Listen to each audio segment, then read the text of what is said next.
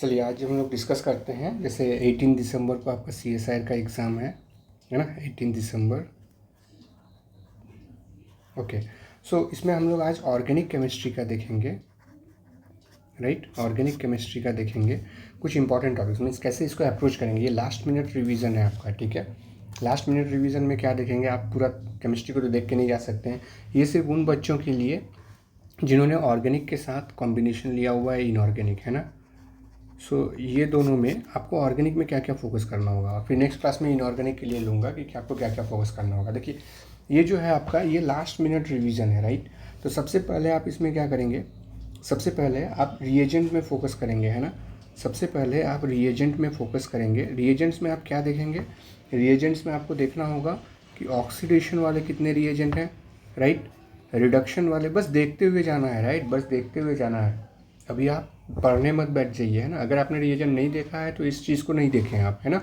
अगर आपका टॉपिक है, अगर आपने फिजिकल और इनऑर्गेनिक को सेलेक्ट किया है तब ये वीडियो आपके लिए नहीं है, राइट। क्योंकि अभी लास्ट मिनट है, अभी नया कुछ भी स्टार्ट नहीं करेंगे आप, है ना, सिर्फ रिवीजन करेंगे। तो oxidation, reduction and then organometallic, है ना, ऑर्गेनोमेटेलिक। इस रिएजेंट को एक बार आप देख के जाएंगे, oxidation, reduction and organometallic reagents को बस देखते हुए जाएंगे, है ना। वहाँ पर आपको 4 ऑप्शन मिलेगा, वो आपको हेल्प कर देगा, राइट, ठीक है। सो ये सब आप रिएजेंट्स में देखेंगे, है ना। उसके बाद फिर आपको कम से कम ये अभी आपके पास जितना भी आपने पढ़ चुका है, नेम्ड रिएक्शन जितना भी है ना, नेम्ड रिएक्शन में आपको देखना क्या है वो दिमाग कर लगाना है आपको। नेम्ड रिएक्शन में आपको देखना है कि स्टार्टिंग मटेरियल क्या है, उस रिएक्शन का स्टार्टिंग मटेरियल क्या है ना, जिससे वो नेम रिएक्शन प्रोवाइड हो रहा है। देन उसमें जो है रिएजेंट क्या ऐड हो रहा है ना, रिएजेंट पे फोकस करेंगे, उस नेम रिएक्शन के लिए क्या रिएजेंट लग रहा है, राइट। उसके बाद उसमें जो है इंटरमीडिएट क्या बन रहा है, इस पर भी फोकस करेंगे। कुछ दिनों से ऐसा ट्रेंड चला हुआ है कि वो डायरेक्ट आपको प्रोडक्ट नहीं पूछ करके बीच का इंटरमीडिएट भी पूछने लगा है, राइट। सो इंटरमीडिएट क्या बन रहा है, राइट। उसके बाद फिर प्रोडक्ट क्या बन रहा है ना। देन फोकस दैट प्रोडक्ट क्या बन रहा है। सो इससे आप आइडेंटिफाई कर पाएंगे कि वो कौन सा नेम रिएक्शन है। एक बार आपके दिमाग में नेम रिएक्शन बैठ जाएगी कौन सा नेम रिएक्शन है, तो आप इजीली क्या कर सकते हैं, उसको डिकोड कर सकते हैं कि प्रोडक्ट क्या बनेगा, राइट। सो इस तरह से आप कर सकते हैं। देन आपको फोकस करना है किसमें, सी नेम रिएक्शन में आप इस चीज़ को तो जरूर करके जाएं, है ना। जितना भी हेटेरोसाइक्लिक केमिस्ट्री का है ना, हेटेरोसाइक्लिक कंपाउंड का है, इस सारे के नेम रिएक्शन तो कंप्लीट होना चाहिए आपको, है ना। जैसे पीरिडिन का सिंथेसिस, जैसे आपका इंडोल का सिंथेसिस, जैसे आपका क्विनोलिन, आइसोक्विनोलिन, है ना, पायरोल, फ्यूरान, थायोपीन, ये सब का जो सिंथेसिस के लिए जो नेम रिएक्शन यूज़ होता है, वो सारे नेम रिएक्शन को आपको देखते हुए जाना है एक बार, राइट। रिएक्टिव इंटरमीडिएट में बहुत इंपॉर्टेंट है ये, है ना। Reactive intermediate, sorry, reactive intermediate में आप क्या देखेंगे इसमें, है ना। इसमें आपको क्या क्या देखना है, आपको देखना है कार्बोकैटाइन, राइट। मैं बहुत शॉर्ट में ये बना रहा हूँ, आपको कार्बोकैटाइन देखना है, आपको कार्बानियन देखना है, राइट। आपको कार्बन रेडिकल देखना है, फ्री रेडिकल देख के जाना है, आपको कार्बिन देख के जाना है, आपको नाइट्रीन देख के जाना है, and then you have to see benzene, right, ठीक है। पार्ट बी के लिए ऐसा क्वेश्चन आ सकता है कि जो ये आपका बेंजाइन है इसका हाइब्रिडाइजेशन क्या है, ऐसे भी पूछ सकता है, right. What is the hybridization. So बहुत सारे बच्चे क्या करते हैं, इसको sp भी कर देते हैं, बट ऐसा कुछ नहीं है। ये कौन सा हाइब्रिडाइजेशन होगा आपका, जो है इसका sp2 है, sp2 ही रहेगा। सब कभी कभी पूछ सकता है कि ये जो पाई बॉन्ड बना है वो पाई बॉन्ड आपका किस तरह से कौन सा है, ये पाई बॉन्ड है कि क्या है। ये पाई बॉन्ड नहीं है, ये जस्ट एन अप्रोच है। अगर इसका मॉलिकुलर लेवल स्ट्रक्चर हम लोग बनाते हैं तो इसमें हम लोग को क्या देखने को मिल रहा है, ये एक sp2 हाइब्रिड ऑर्बिटल्स है और ये एक sp2 हाइब्रिड ऑर्बिटल्स है। ओवरलैपिंग नहीं करता है, हमें पता है कि एक में नेगेटिव है और एक में पॉजिटिव है, इसमें एक में डिफिशिएंसी, एक में भरा हुआ है। तो ये दोनों आपस में एक इंट्रैक्शन करता है, राइट, जैसे it's kind of overlap type का। तो यही है वो। तो ये जो बॉन्ड बना है, ये बॉन्ड आपका पाई बॉन्ड नहीं है। अगर आप सीधे पाई बॉन्ड कहेंगे तो वो गलत हो जाएगा। ये जस्ट एक ओवरलैप है sp2 हाइब्रिड ऑर्बिटल्स का। लाइक पाई बॉन्ड कैसे बनता है, अनहाइब्रिडाइज और अनहाइब्रिडाइज जब ओवरलैप करता है ऐसे, राइट, तब पाई बॉन्ड बनता है। बट यहाँ पर क्या है, आपका sp2 और sp2 ये कर रहा है, राइट, यहाँ पर आपका पाई बॉन्ड नहीं है। तो बेंजाइन में ये चीज़ आप क्लियर रखिएगा कि जो बेंजाइन का आज तक ये पूछा नहीं है, राइट, कि कौन सा वो बॉन्ड का नेचर क्या है। हो सकता है इस बार आपका पार्ट बी में पूछ दे कि इसका बॉन्ड का नेचर क्या है, पाई है, सिग्मा है ना। तो ये जस्ट एक इंट्रैक्शन है sp2 और sp2 का। एक में आपका एम्प्टी है और एक में आपका भरा हुआ इलेक्ट्रॉन है, तो दोनों एक दूसरे को इंट्रैक्ट कर रहा है, राइट। तो ये रिएक्टिव इंटरमीडिएट में आप फोकस करेंगे। देन बहुत ही इंपॉर्टेंट, बिना इसके ऑर्गेनिक केमिस्ट्री का कोई प्रोडक्ट बनने, मतलब 90% प्रोडक्ट आप बना ही नहीं सकते हैं, राइट। जैसे कि आपका है स्टीरियोकेमिस्ट्री, है ना। स्टीरियोकेमिस्ट्री आप फोकस करेंगे, बिना स्टीरियोकेमिस्ट्री का आपका कुछ भी प्रोडक्ट नहीं बनेगा, है ना। बिकॉज आजकल जो ऑप्शन का खेल है उसमें वो स्टीरियोकेमिस्ट्री को डाल रहा है। तो इसको समझने के लिए आप जैसे प्लेन ऑफ सिमेट्री एक बार देख लीजिएगा, है ना। जनरली ग्रुप थ्योरी में आपका काम आ जाएगा। सेंटर ऑफ सिमेट्री देख लीजिएगा, एक्सिस ऑफ सिमेट्री देख लीजिएगा, है ना। ये सारा चीज़ देख लीजिएगा आप इसमें। कायरल सेंटर, कभी कभी क्या होता है ना कि कायरल सेंटर तो आपको मिल गया बट वो ऑप्टिकली इनएक्टिव हो जाता है, राइट। क्योंकि अगर आप देखेंगे meso compound and all, right. So chiral center भी देखना है, उसका ऑप्टिकल एक्टिविटी भी देखना है ना। ये एक ओवरऑल हम बता रहे हैं आपको कि आप इजीली यहाँ से स्कोर कर जाएंगे, है ना, ऑर्गेनिक से। अगर ये सब चीज़ को आप देखते हुए जाएंगे, सी अगर हम अभी कोई क्वेश्चन पोस्ट करते हैं कि ये क्वेश्चन आएगा, वो कोई भी नहीं कह सकता है कि ये क्वेश्चन आएगा, राइट। ज़्यादा से ज़्यादा हम लोग कह सकते हैं कि इस तरह के कॉन्सेप्ट का क्वेश्चन आ सकता है, राइट। बट ये कभी नहीं कह सकते हैं कि ये क्वेश्चन आएगा या हमारे यहाँ से आएगा। कभी कभी हो सकता है कि बाई लक वो मतलब रेफरेंस बुक से लिया हुआ है तो हो सकता है कि वो आ जाए, है ना। लेकिन वैसा प्रिडिक्ट करके आप क्यों चलेंगे, राइट। अपने जो पढ़ा है उसको रिवाइज़ कीजिए, है ना। इसी के कारण क्या होता है, आगे जा कर के जो रिसर्च आपने JRF तो निकाल लिया, और JRF निकालने के बाद फिर जब PhD के लिए जाते हैं तो वहाँ रिसर्च क्वालिटी गिरने लगता है। बिकॉज यहाँ पर सब चीज़ जो है ना ऑटोमेटिक सिस्टम है। आप क्वेश्चन को देखते हैं, क्वेश्चन को याद कर लेते हैं और जाके वहाँ पर आंसर लिख देते हैं, बट वहाँ सेटिस्फाई नहीं है, फिर आपका PhD में प्रॉब्लम हो जाता है, राइट।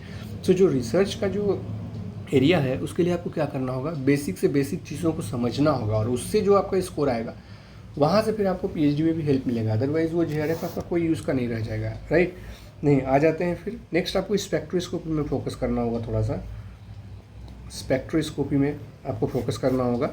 NMR दोनों तरह का देख के जाएंगे, है ना, इक्विवेलेंट नॉन इक्विवेलेंट प्रोटॉन, है ना, कार्बन। सो यहाँ पर दोनों देख के जाएंगे, प्रोटॉन भी और C13 भी, ठीक है। उसके बाद फिर आप IR देख के जाएंगे जिसमें आप फंक्शनल ग्रुप को देखेंगे, है ना।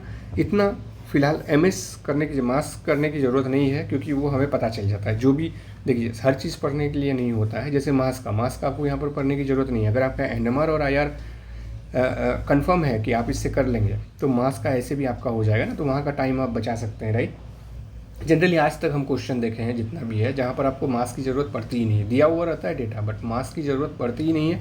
अगर आपका IR और NMR स्ट्रांग है तो आप निकाल सकते हैं। अगर आपका IR और NMR स्ट्रांग नहीं है तो सिर्फ मास जान के भी आप कुछ नहीं करेंगे, है ना, नहीं कर पाएंगे, ठीक है। उसके बाद आपको क्या देखना है, उसके बाद आपको देखना है एरोमेटिसिटी,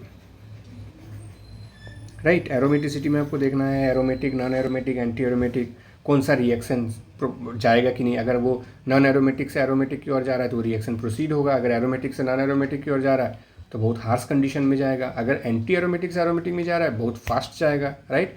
लेकिन अगर एरोमेटिक से एंटी एरोमेटिक बहुत मुश्किल है, बहुत ज़्यादा हार्श कंडीशन आपको अप्लाई करना पड़ेगा, राइट। फिर आप थोड़ा सा रिवाइज कर लीजिएगा पेरीसाइक्लिक,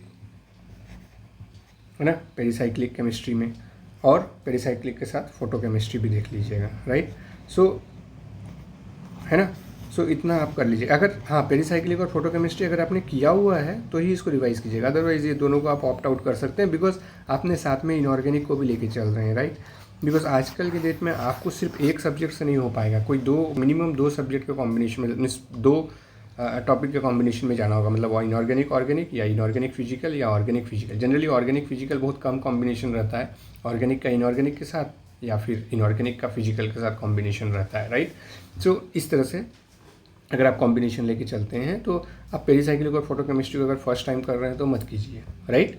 और फिर इसके बाद आपको जो है हम क्लासेस प्रोवाइड करेंगे जिसमें हम लोग सिर्फ सेलेक्टेड टॉपिक्स पढ़ेंगे, है ना।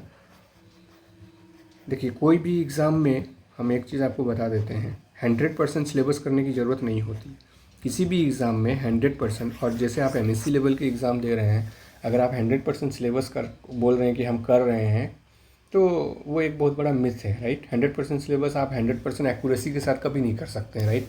सो इसीलिए कुछ सेलेक्टेड टॉपिक्स, आई मीन जो भी टॉपिक आपने लिया, सपोज रीएजेंट का 100% कीजिए। मीन्स अगर रीएजेंट से कोई क्वेश्चन आए, मेरा कहना है पूरे सिलेबस का 100% इज़ नॉट पॉसिबल। सी पढ़ाने वाले तो पढ़ा देंगे अपना 100%, बिकॉज वहाँ 3 टीचर पढ़ाने के लिए बैठे रहेंगे, ऑर्गेनिक के 1, इनऑर्गेनिक के 1 और फिजिकल के 1, 3 टीचर रहेंगे, तीनों टीचर पढ़ा देंगे आपको 100। बट आप कितना एब्जॉर्ब कीजिएगा, आप तो कंफ्यूज हो जाइएगा फाइनली, राइट। सो बेटर ये प्रिपरेशन होना चाहिए।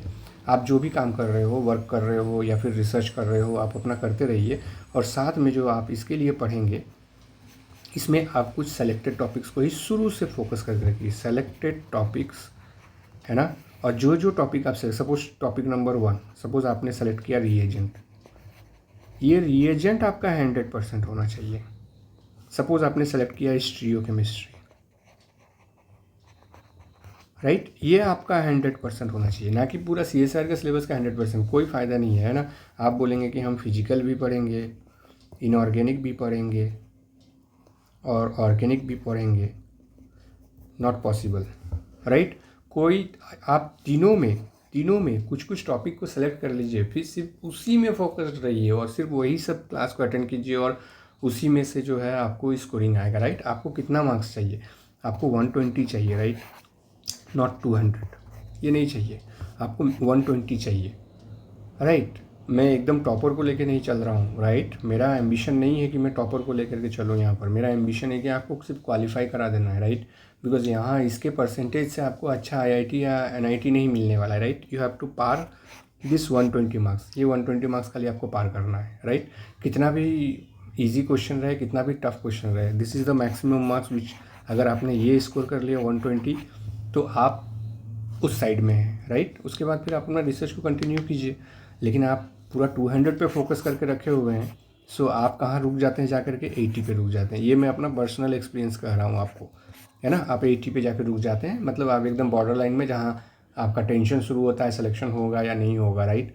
बट जब आप इस जगह पहुँच जाते हैं, तो ये जगह पहुँचने के लिए क्या होगा, आपको सेलेक्ट करना होगा टॉपिक्स, और सेलेक्टेड टॉपिक में आपको देना होगा 100%, है ना। अपने आप को जो है मिथ में मत रखिए कि हम पूरा केमिस्ट्री पढ़ रहे हैं, उसमें आपको सिवाय डाउट के अलावा कुछ नहीं होगा, कन्फ्यूज़न के अलावा कुछ नहीं होगा। इससे बेटर है कि आराम से बैठिए, 15-20 मिनट टाइम लगाइए और कुछ टॉपिक को सिलेक्ट कीजिए, उसका 100% दीजिए, है ना। भले ही आपको पूरा केमिस्ट्री कितना भी अच्छा से आता हो, मत कीजिए। आप कुछ टॉपिक को सेलेक्ट कीजिए जिसमें से अच्छा खासा स्कोर आ जा रहा है, उसको आप 100% दीजिए, ताकि वहाँ से अगर कोई क्वेश्चन आए तो आपका नहीं छूटना चाहिए, राइट। उस लेवल का तैयारी चाहिए, और इसके लिए आपको एक अच्छे बुक से करना होगा, किसी कोचिंग इंस्टीट्यूट से नहीं होगा, राइट। ठीक है, अगर कोई डाउट रह जाता है तो आप हमको कांटेक्ट कर सकते हैं, ठीक है। चलिए, thank you and all the best आपका आने वाले एग्ज़ाम के लिए, राइट। 18 दिसंबर के लिए ऑल द बेस्ट।